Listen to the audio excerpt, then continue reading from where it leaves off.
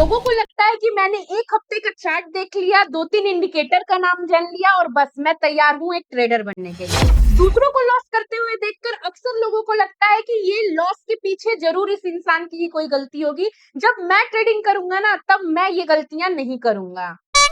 पर उन्हें रियलिटी का पता ही नहीं होता है। ज्यादातर लोगों को 2-4 वीडियो देखने के बाद ही ऐसा लगता है कि वो स्टॉक मार्केट के बारे में सब कुछ जान चुके हैं, पर उन्हें ये नहीं पता होता है कि लाइव मार्केट का खेल तो बिल्कुल इस मार्केट में ना 3 दुनिया चलती है। पहला थ्योरेटिकल, दूसरा है प्रैक्टिकल और तीसरा और सबसे इम्पोर्टेंट। तो हेलो मेरे भोले ट्रेडर्स, आपको ट्रेडिंग स्टार्ट करनी है और एक लर्निंग रोड मैप चाहिए कि ट्रेडर बनने के लिए सबसे पहले आपको क्या-क्या सीखना चाहिए। तो आप लोगों के लिए अर्थ किया है। ट्रेडिंग आसान नहीं है, ये तो समझना पड़ेगा। सिर्फ बाय और सेल दबाने से पैसा नहीं बढ़ेगा। रिस्क स्ट्रेटेजी माइंडसेट का बैलेंस जरूरी है, वरना बाजार बोलेगा आओ भाया, लॉस रूपी डोनेशन देना भी तो जरूरी है। कुछ समझे बॉस? मार्केट में एक ट्रेडर बन के अर्निंग करनी है तो लर्निंग बहुत जरूरी है। बट यार, अगर चैनल को अभी तक सब्सक्राइब नहीं किया है तो पहले चैनल को सब्सक्राइब कर लीजिए, बेल आइकन को हिट कर लीजिए, जिससे हम और आप ऐसे ही मिल सके।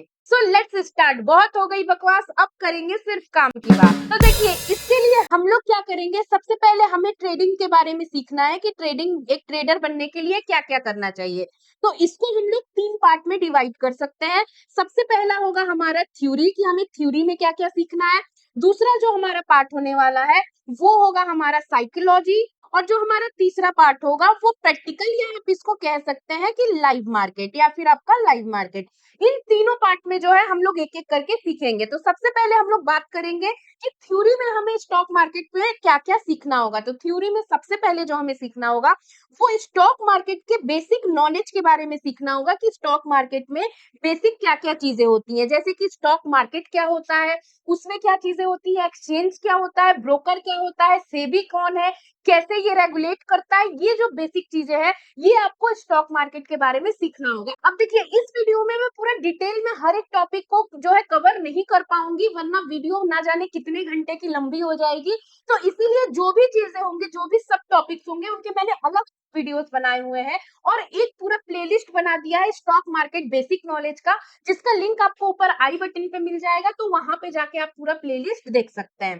तो सबसे पहले आपको क्या सीखना है, स्टॉक मार्केट के बेसिक नॉलेज के बारे में सीखना है। दूसरा क्या आपको सीखना है, स्टॉक मार्केट के प्रोडक्ट्स के बारे में सीखना है। प्रोडक्ट में आपको क्या क्या सीखना होगा। प्रोडक्ट क्या है, देखिए, प्रोडक्ट वो चीज है जिससे आप जो है इन्वेस्टमेंट या ट्रेडिंग कर सकते हैं। तो इसीलिए हम लोग प्रोडक्ट को भी 2 पार्ट में डिवाइड कर लेंगे। प्रोडक्ट में आपका पहला पार्ट वो होगा जिसमें जो है जिन प्रोडक्ट्स में आप इन्वेस्टमेंट कर सकते हैं, और दूसरा पार्ट क्या होगा जिसमें आप ट्रेडिंग कर सकते हैं या फिर ट्रेडिंग और इन्वेस्टमेंट दोनों कर सकते हैं। तो इन्वेस्टमेंट आप कौन कौन से प्रोडक्ट में कर सकते हैं। आपका हो गया आईपीओ, आप आईपीओ में इन्वेस्टमेंट कर सकते हैं। दूसरा आपका हो गया स्टॉक में इन्वेस्टमेंट कर सकते हैं। तीसरा आपका हो गया आप बॉन्ड में जो है इन्वेस्टमेंट कर सकते हैं। चौथा आपका क्या हो गया, ईटीएफ हो गया, आप ईटीएफ में भी इन्वेस्टमेंट कर सकते हैं। उसके बाद आपका क्या हो गया, म्यूचुअल फंड हो गया, आप म्यूचुअल फंड में भी जो है इन्वेस्टमेंट कर सकते हैं। तो ऐसे करके जितने भी टाइप के, बाकी आप गोल्ड सिल्वर वो एक कमोडिटी का मार्केट हो जाता है, बट फिर भी मैं यहाँ पे ईटीसी एक्स्ट्रा लिख दे रही हूँ। जो भी आप जिन भी प्रोडक्ट्स में जो है इन्वेस्टमेंट कर सकते हैं, इन सब के बारे में आपको सीखना होगा। मैंने यहाँ पे जो है लिख दिया है। अब ट्रेडिंग क्या हो गया, अब ट्रेडिंग में देखिए, आप स्टॉक्स में जो है ट्रेडिंग कर सकते हैं। अब इस स्टॉक्स में भी आप क्या कर सकते हैं, इंट्राडे कर सकते हैं। इंट्राडे के साथ क्या कर सकते हैं, स्विंग ट्रेड भी कर सकते हैं। इन दोनों टाइप के ट्रेडिंग आप स्टॉक्स में कर सकते हैं। स्टॉक्स के बाद आप किस में ट्रेडिंग कर सकते हैं, आप ईटीएफ में भी जो है, आजकल लोग ईटीएफ में भी ट्रेडिंग करने लगे हैं, उसमें भी आप इंट्राडे और पोजिशनल ट्रेड दोनों कर सकते हैं। ईटीएफ के बाद सबसे ज्यादा अगर पॉपुलर ऑप्शन की बात करें तो आप फ्यूचर्स में जो है ट्रेडिंग कर सकते हैं। और सारे टाइप के ट्रेडिंग जिनकी मैं बात कर रही हूँ, सब में पोजिशनल, इंट्राडे और स्कैल्पिंग, सब टाइप के ट्रेडिंग आप कर सकते हैं।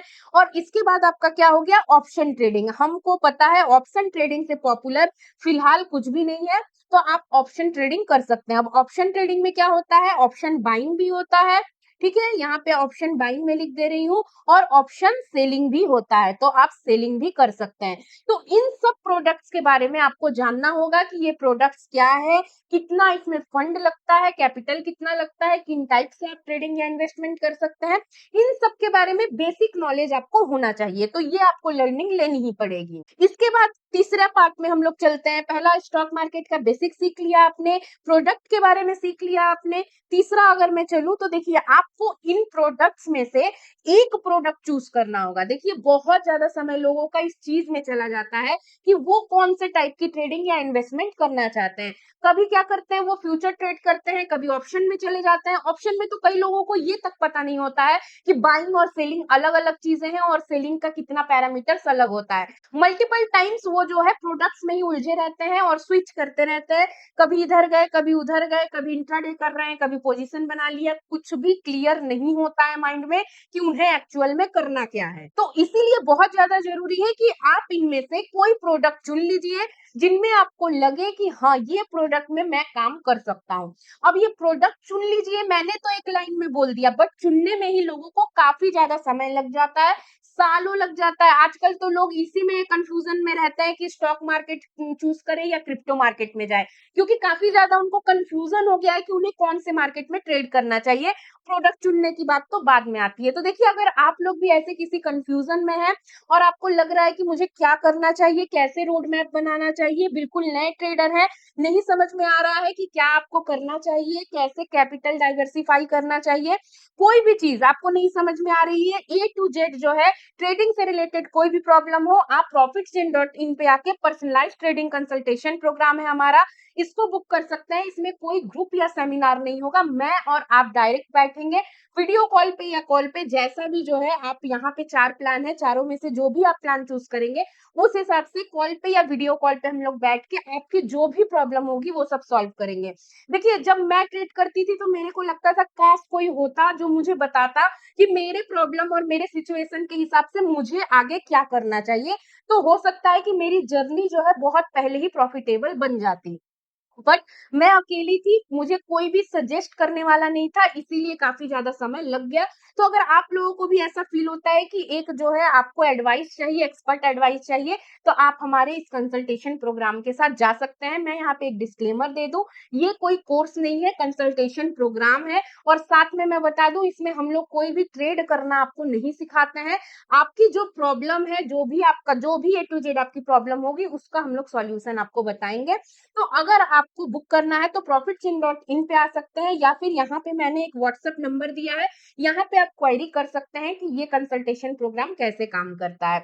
आपको लिंक जो है नीचे डिस्क्रिप्शन में मिल जाएगा, वहां से आप बुक भी कर सकते हैं। तो आइए हम लोग अपने टॉपिक पे वापस आते हैं और फिर जो है अपने नेक्स्ट स्टेप की तरफ बढ़ते हैं, जो कि है choose one product, choose only one product. और उसमें जो है be a expert, be a expert. देखिए जब तक आप जो है एक प्रोडक्ट के एक्सपर्ट नहीं बनेंगे, लर्निंग का बहुत इंपॉर्टेंट पार्ट है, आपको एक एक्सपर्ट बनना पड़ेगा। जब तक आप एक प्रोडक्ट में एक्सपर्टीज हासिल नहीं करेंगे, आप खुद देख रहे हैं कितने ज्यादा प्रोडक्ट हैं यहाँ पे, इतने ज्यादा प्रोडक्ट आपको दिख रहे हैं, तो आप इन प्रोडक्ट्स में उलझे रहेंगे और फिर जो है आपकी ट्रेडिंग जर्नी में प्रॉफिट होने में डिले होता रहेगा। तो इसीलिए आपको एक प्रोडक्ट चूज करना है और उसमें ही एक्सपर्टीज हासिल करनी है। नेक्स्ट अगर हम लोग आगे बढ़े तो देखिए लर्निंग में बहुत इंपॉर्टेंट होता है प्राइस एक्शन। आपको प्राइस एक्शन पूरा कंप्लीट सीखना होगा। अब मैं बोल रही हूँ प्राइस एक्शन, तो प्राइस एक्शन में ऐसा नहीं है कि केवल प्राइस, इसमें आपका होता है कैंडल स्टिक। प्राइस एक्शन में आपका हो गया कैंडल स्टिक, आपको सीखना होगा, चार्ट पैटर्न सीखना होगा कि चार्ट में जो पैटर्न बन रहे हैं वो कैसे काम कर रहा है। उसके बाद आपको इसमें सपोर्ट एंड रेजिस्टेंस सीखना होगा। सपोर्ट एंड रेजिस्टेंस के बाद आपको सीखना होगा इंडिकेटर के बारे में कि इंडिकेटर कैसे काम करते हैं, ये सब आपको जो है सीखना होगा। इसके बाद आपको सीखना होगा technical analysis. Technical analysis in सबको मिला के ही बनता है, बट एक जो है प्रॉपर टेक्निकल एनालिसिस सीखना होगा।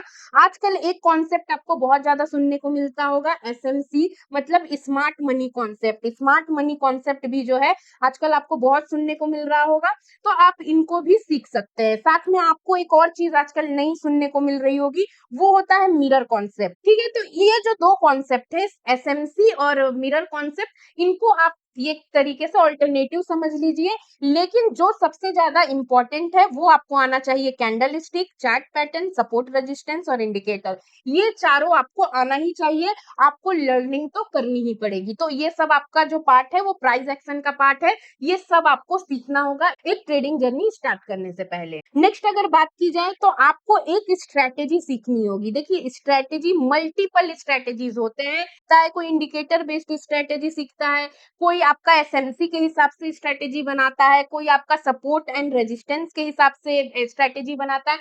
मल्टीपल स्ट्रैटेजीज होते हैं, आपको उनमें से जो है स्ट्रैटेजी अपने लिए एक स्ट्रैटेजी चुननी है। और आप चुनेंगे कैसे? जब आप सारी स्ट्रैटेजीज को सीखेंगे।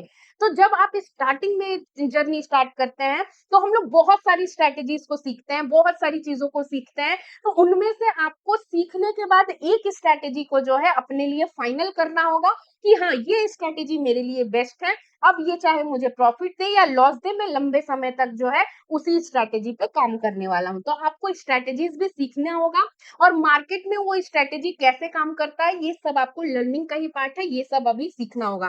ठीक है, नेक्स्ट जो चीज आपको सीखनी है वो मैं बता दूं आपको। नेक्स्ट आपको मार्केट का ट्रेंड देखना सीखना होगा।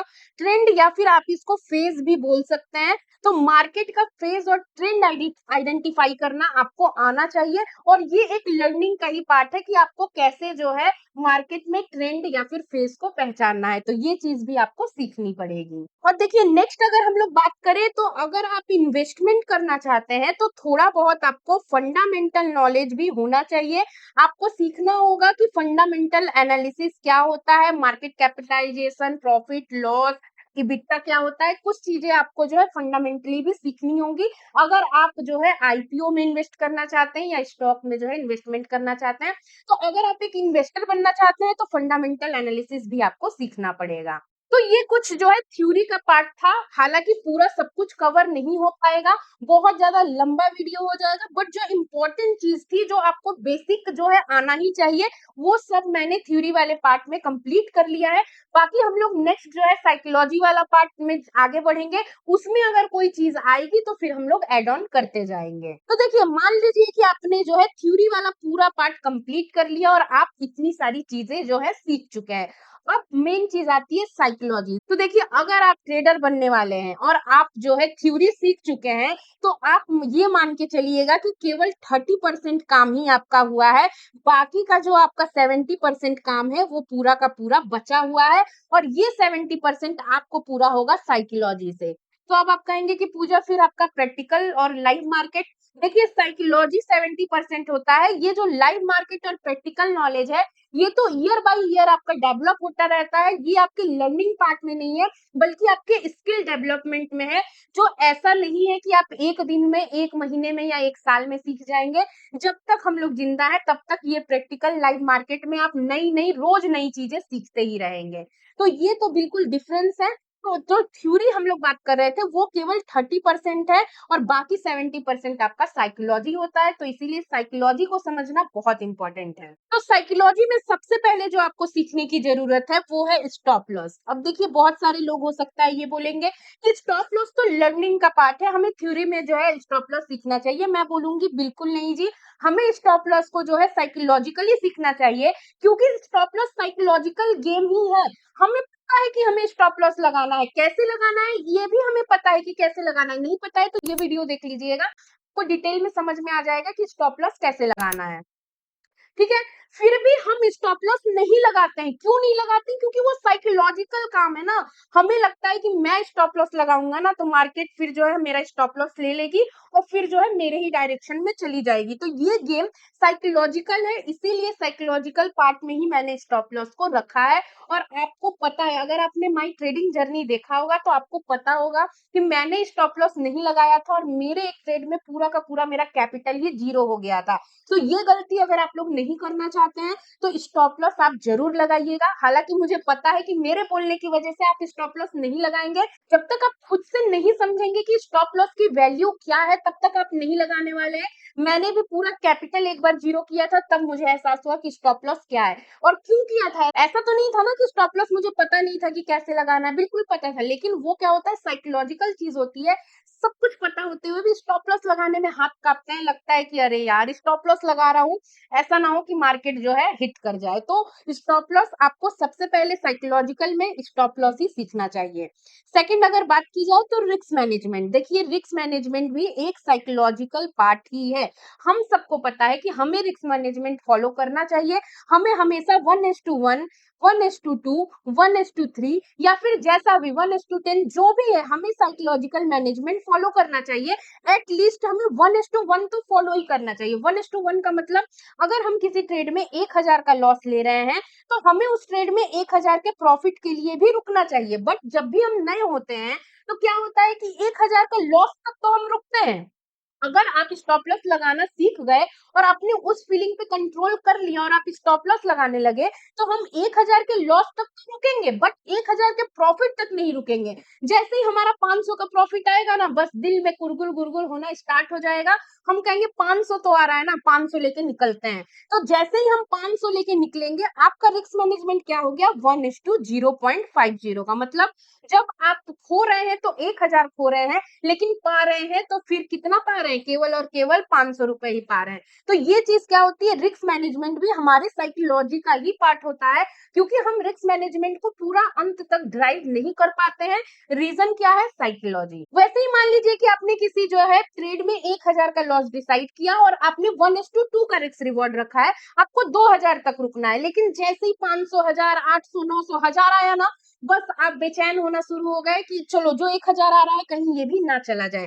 तो आप क्या करेंगे, बीच में ही निकल जाएंगे। फिर क्या होगा, फिर मान लीजिए कि मार्केट जो है और ऊपर चली गई, तो आपको रिग्रेट होगा कि अरे मैं रुकता तो मुझे 2,000 का प्रॉफिट होता। उस चक्कर में आप क्या करेंगे, फोमो ट्रेडिंग करेंगे।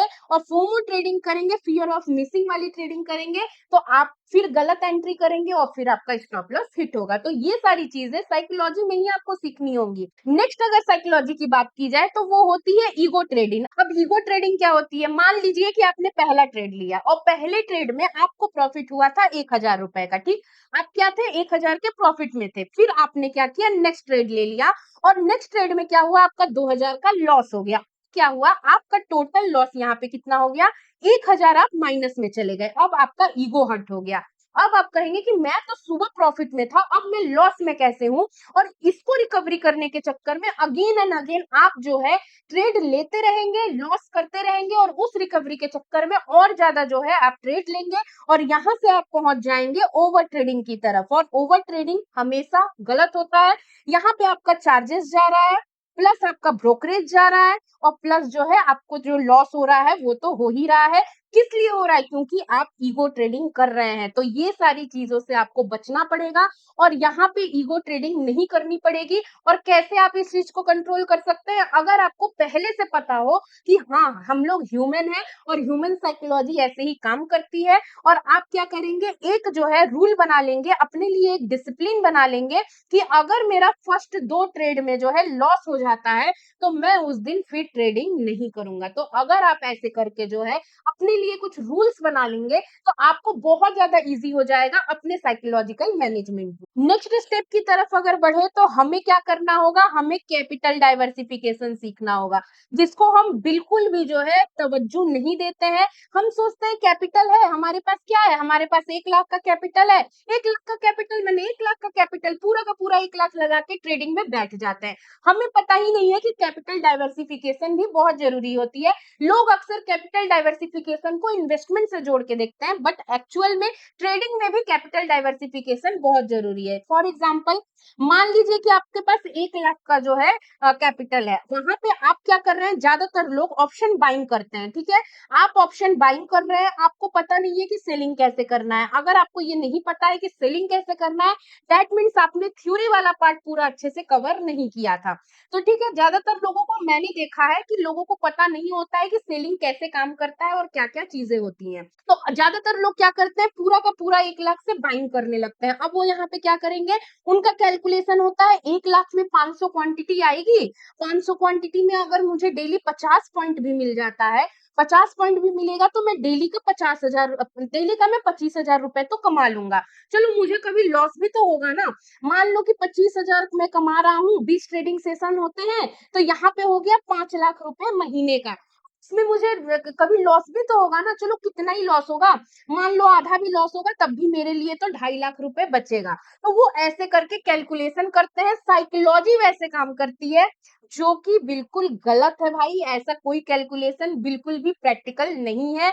आप ये सबसे बड़ी गलती कर रहे हैं कि आप पूरा का पूरा 1 लाख रुपए 500 जो है क्वांटिटी लेके बैठ रहे हैं, जबकि मेरे हिसाब से अगर आपके पास एक्चुअल में 1 लाख का कैपिटल है और आप ऑप्शन बाइंग कर रहे हैं, अगर आप ऑप्शन बाइंग कर रहे हैं तो आपको कभी भी 20,000 से ज्यादा जो है 20% मान लीजिए, आपको 20,000 से ज्यादा कभी भी एक ट्रेड में नहीं यूज करना चाहिए। मैं बोलूंगी कि अगर आपके पास 1 लाख है तो आपको तो जो है ना, प्रैक्टिकली मैं बताऊं तो एक लॉट से ही काम करना चाहिए। अगर आप नहीं करना चाहते हैं तो 2 लॉट के साथ भी जा सकते हैं। 2 लॉट से ज्यादा 1 लाख के कैपिटल में नहीं जाना चाहिए। क्यों नहीं जाना चाहिए, इसका भी मैं आपको एक प्रैक्टिकल रीजन बताती हूँ। मान लीजिए कि आपने जो है 2 लॉट लिया, ठीक है, 2 लॉट में आपकी 150 क्वांटिटी आती है, और आप ऐसे मत सोचिए कि डेली आपको 50 पॉइंट मिलेगा। आपको इसका उल्टा सोचना है।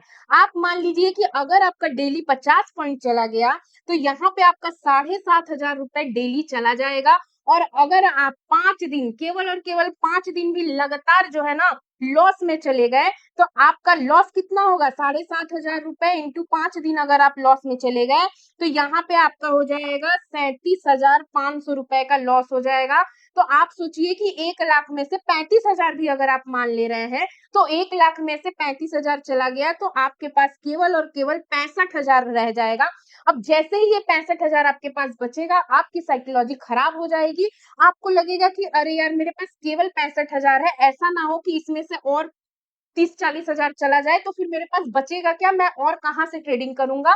इस चक्कर में आप पता है क्या करेंगे, इस चक्कर में आप 1 लाख रुपए और लेके आएंगे, और अब आप जो 500 की क्वांटिटी में ट्रेड कर रहे थे, उस 500 की क्वांटिटी को बढ़ा के हो सकता है कि आप 700 क्वांटिटी में ट्रेड करें, या कुछ महान लोग तो हो सकता है कि 1,000 की क्वांटिटी में ही ट्रेड करना स्टार्ट कर दे। जबकि आपकी प्रॉब्लम क्वांटिटी और कैपिटल बिल्कुल भी नहीं है, आपका प्रॉब्लम है साइकोलॉजी, क्योंकि आपको उतनी प्रैक्टिस नहीं है और आपका साइकोलॉजी सही से काम नहीं कर रहा है।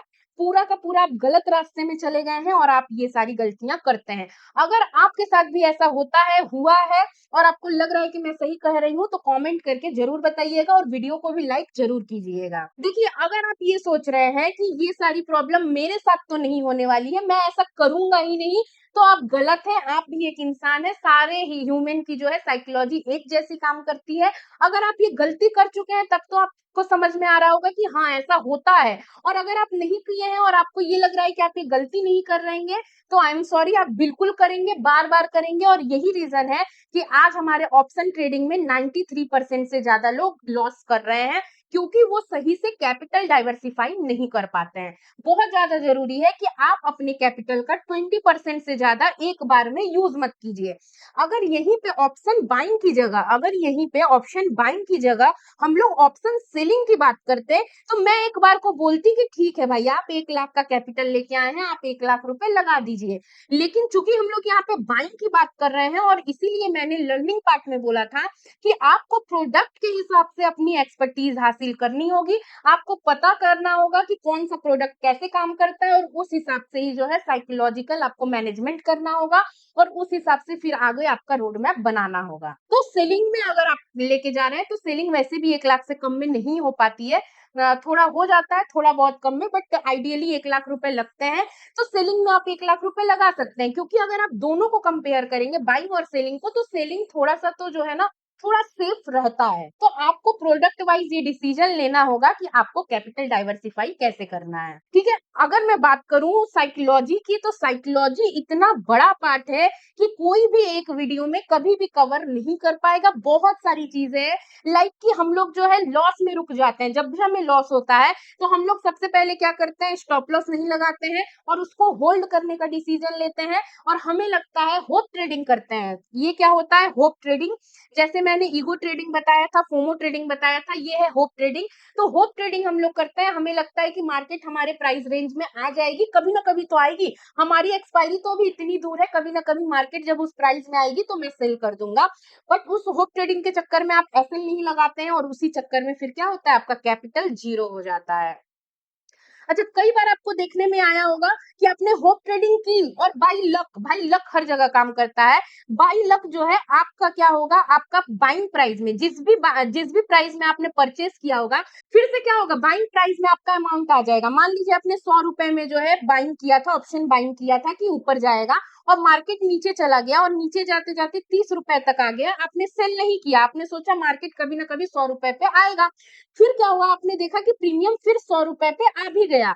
उस समय आपकी साइकोलॉजी ऐसे काम करेगी कि आप सोचेंगे चलो 100 रुपए आया है ना, थोड़ा और वेट करता हूँ, और थोड़ा वेट करूंगा तो हो सकता है कि 100 रुपए 120 रुपए भी चला जाए। फिर अगर 110 रुपए मार्केट में वो प्रीमियम गया तो आप और 10 रुपए का लालच करेंगे और रुकेंगे, और फिर क्या होगा कि तब तक एक्सपायरी आ जाएगी और आप देखेंगे कि वो 100 रुपए पूरा का पूरा जीरो हो गया। फिर आप क्या करेंगे, रिग्रेट ट्रेडिंग करेंगे। देखिए, फिर आप क्या करेंगे, रिग्रेट ट्रेडिंग करेंगे।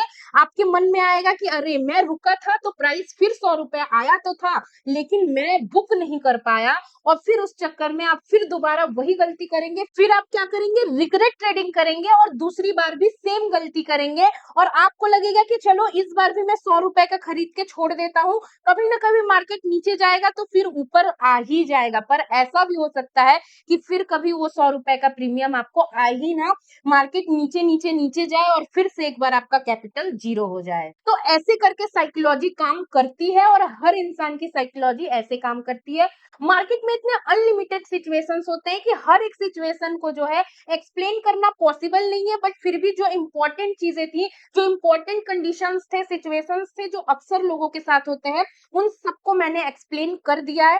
बाकी अगर कोई ऐसा सिचुएशन है जो आपको डिस्कस करना है, जानना है, तो कमेंट करके आप मुझसे पूछ सकते हैं। तो आप यहाँ तक तो ये समझ गए होंगे कि साइकोलॉजिकल पार्ट लर्निंग पार्ट से बिल्कुल ऑपोजिट है।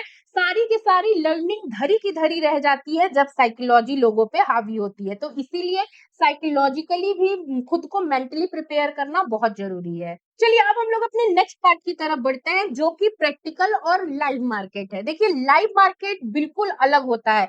आपने लर्निंग कंप्लीट कर ली, साइकोलॉजिकल कंप्लीट कर लिया, बहुत सारी चीजें आप समझ गए, जान लिए, सब कंप्लीट कर लिया। अब आपको लगेगा कि 100% मैं जो है प्रिपेयर हो चुकी हूँ या हो चुका हूँ ट्रेडिंग करने के लिए, और अब मैं क्या करूंगा, डायरेक्ट लाइव मार्केट में काम करूंगा। तो मुझे डाउट है कि फिर भी आप जो है प्रॉफिट नहीं कर पाएंगे। दो रीजन है, एक तो आपकी साइकोलॉजी सीखने से नहीं सीखा जाता है, बल्कि वो जो है जब तक आप गुजरती नहीं है, लोग कहते हैं ना कि जब तक तुम पे गुजरेगी नहीं तुम क्या जानोगे कि दुख क्या होता है। तो जब तक आप उस दुख को फेस नहीं करेंगे, जब तक आप उस सिचुएशन को फेस नहीं करेंगे, एक तो आपकी साइकोलॉजी डेवलप नहीं हो पाएगी। दूसरा रीजन ये है कि अगर सब कुछ सीखने से ही मार्केट में लोग प्रॉफिटेबल बन जाते हैं, तो फिर बहुत लोग बहुत ज्यादा ज्यादा इंटेलिजेंट है और हर सीए जो है एक बहुत बड़ा ट्रेडर होता है। लेकिन रियलिटी यही है कि हर एक सीए ट्रेडिंग नहीं कर सकता है, हर एक सीए जो है एक अच्छा ट्रेडर नहीं बन सकता है, क्योंकि ट्रेडिंग की क्वालिटीज बिल्कुल जो है अलग होती है, लर्निंग से बिल्कुल अलग होती है, उसमें साइकोलॉजी और लर्निंग दोनों का कॉम्बिनेशन होता है। तो देखिए, लाइव मार्केट में अगर आपको कुछ सीखना है तो सबसे पहले वो चीज सीखनी होगी आपको, बैक टेस्टिंग। बैक टेस्टिंग किस चीज की, बैक टेस्टिंग आपको करनी होगी चार्ट की, कि चार्ट कैसे काम करता है। चार्ट में भी लोग केवल चार्ट को देखते हैं, लेकिन मैं आपको बता दूं कि चार्ट में बहुत सारी चीजें अलग होती हैं। देखिए, यहाँ पे पूरा जो है भर चुका है, तो मैं इसको थोड़ा सा जो है नीचे आती हूँ, और यहाँ पे हम लोग एक नया बना लेते हैं, लाइव मार्केट। लाइव मार्केट या फिर आपका प्रैक्टिकल जिसको बोला जाता है उसको, ठीक है, आप समझ जाइएगा। तो लाइव मार्केट, तो आपको बैक टेस्टिंग यहाँ पे करनी है। बैक टेस्टिंग किस चीज की करनी है, बैक टेस्टिंग आपको सबसे पहले तो करनी है चार्ट की। चार्ट में भी किस चीज की करनी है, चार्ट में आपको सबसे जरूरी चीज जो मुझे लगती है वो है विग। विग क्या होता है, मान लीजिए कि एक कैंडल है, ठीक है, ये एक कैंडल है, हमें पता है कि कैंडल अगर रेड है, चूंकि ये रेड कैंडल है तो इसका क्या होगा, इसका ये वाला ओपन होगा, ये वाला पार्ट क्लोज होगा। तो ये चीज हमें पता होता है नॉर्मली, बट हमें जो सीखनी है वो है विग, ठीक है। मान लीजिए कोई कैंडल यहाँ पे ओपन हुआ, प्राइस इसका यहाँ ओपन हुआ, प्राइस नीचे आया और इतना बड़ा जो है मार्केट में इतना बड़ा विग बना, लेकिन यहाँ से प्राइस फिर क्या हुआ, ऊपर चला गया और यहीं पे आके क्लोज हो गया। मतलब विग का मतलब क्या हुआ कि मार्केट यहाँ तक आना चाह रहा था लेकिन बायर्स हावी हो गए और मार्केट इतना ऊपर चला गया है। तो आप सोचिए कि आपको ये तो दिख रहा है कि प्राइस नीचे आ रहा है, लेकिन विग से आपको ये भी देखना है कि विग इतनी बनी है तो मार्केट कहीं ना कहीं इतना रिकवर होके ऊपर गया है। अब इस विग के क्या मायने हो सकते हैं? पहली चीज आपको दिख रहा है कि बायर्स हावी हो रहे हैं, आपको ये समझ में आ रहा है कि मार्केट में जो सेलर है वो मार्केट को इतना गिराना चाहते हैं, लेकिन बायर्स अचानक हावी हुए और वो मार्केट को इतना ऊपर लेके चले गए हैं। तो कहीं ना कहीं आपको ये थोड़ा सा बैक ऑफ द माइंड रखना होगा कि मार्केट में बायर्स और सेलर्स क्या कर रहे हैं। दूसरी चीज आपको विग ये चीज के लिए समझनी होगी कि मान लीजिए कि कैंडल यहाँ से चल रही थी और आप यहाँ पे एंट्री नहीं कर पाए, और आके यहाँ पे जब चलती हुई कैंडल में, कैंडल चल रही है मार्केट में, यहाँ से कैंडल स्टार्ट हुई, कैंडल चल रही है और आपको इतना बड़ा कैंडल दिख रहा है और चलते हुए कैंडल में आपने, हो सकता है आप यहीं पे एंट्री कर ले, और अगर आप एंट्री यहाँ पे करेंगे तो फिर क्या होगा, मार्केट यहाँ से तो इतना वीक बन गया, ऊपर चला गया, तो आपका एसएल यहीं पे हिट हो जाएगा। और अगर आपने एसएल नहीं लगाया है, होप ट्रेडिंग कर रहे हैं, रिग्रेट ट्रेडिंग कर रहे हैं, इको ट्रेडिंग कर रहे हैं, किसी भी टाइप की ट्रेडिंग कर रहे हैं, अगर आपने एसएल नहीं लगाया है और गलती से भी मार्केट में अगर ग्रीन कैंडल बनी और मार्केट ऊपर चली गई तो कैपिटल तो आपका जीरो हो गया। तो ऐसे करके आपको जो है विग के बारे में भी बैक टेस्टिंग करना होगा कि विग कैसे बनता है। और इसका सबसे ज्यादा बैक टेस्टिंग करने का पर्पस ये है, आपको ये समझाना कि हमेशा जो एंट्री होगी, जो भी आप एंट्री करेंगे वो हमेशा जो है कैंडल के क्लोज होने के बाद करेंगे। अब मैं आपको कितना भी अभी बोल दूं कि कैंडल क्लोज हो तभी एंट्री कीजिए, लेकिन जब तक आप उस चीज को खुद से नहीं देखेंगे, उसके सर्कमस्टांसेस क्या हो सकते हैं, तब तक आप मानेंगे नहीं। तो इसके लिए बैक टेस्टिंग बहुत जरूरी है। मैं आपको एक चीज ऑनेस्टली बताती हूँ, इतने साल हो गए हैं मार्केट में मुझे, फिर भी कई बार मैं बता रही हूँ, कई बार चलते कैंडल में मेरा भी दिमाग काम नहीं करता है और मैं भी गलती से एंट्री कर लेती हूँ। तो सोचिए कि ऐसा नहीं है कि मैं बेवकूफ हूँ या ऐसा नहीं है कि कोई और बेवकूफ है, ऐसा होता है। मैं बार बार बता रही हूँ, हम लोग ह्यूमंस हैं, हमारी साइकोलॉजी ऐसे ही काम करती है। तो आपको ये चीज समझनी होगी कि कोई भी बेवकूफ नहीं है, आप एक्स्ट्रा चालाक नहीं है, बल्कि ऐसा ही होता है। और उस चीज को कंट्रोल करना धीरे धीरे सीखना होगा। कैसे सीख तक सकते हैं? जब हम लोग लाइव मार्केट में प्रैक्टिकली काम करेंगे, रोज उस चीज को सीखेंगे, तो एक दिन जाके कभी ना कभी आप उस चीज को कंट्रोल कर लेंगे। तो आपको चार्ट पे बैक टेस्टिंग करनी है, आपको विग पे बैक टेस्टिंग करनी है कि कैसे विग काम करता है और विग कैसे ऊपर और नीचे दोनों साइड में बनता है। उसके बाद जो आपको बैक टेस्टिंग करनी है वो है स्ट्रेटेजी पे। मान लीजिए आपने कोई स्ट्रेटेजी चूज की और आप मल्टीपल टाइम, जो मैंने पहले ही बोला लर्निंग वाले पार्ट में, मल्टीपल टाइम्स अगर आप स्ट्रेटेजी को स्विच करेंगे तो कभी भी माइंडसेट आपका क्लियर नहीं होगा। और वो चीज कैसे क्लियर होगी? जब आप बैक टेस्ट करेंगे, जब आप बैक टेस्टिंग करेंगे तब जाके आपको स्ट्रेटेजी क्लियर होगी।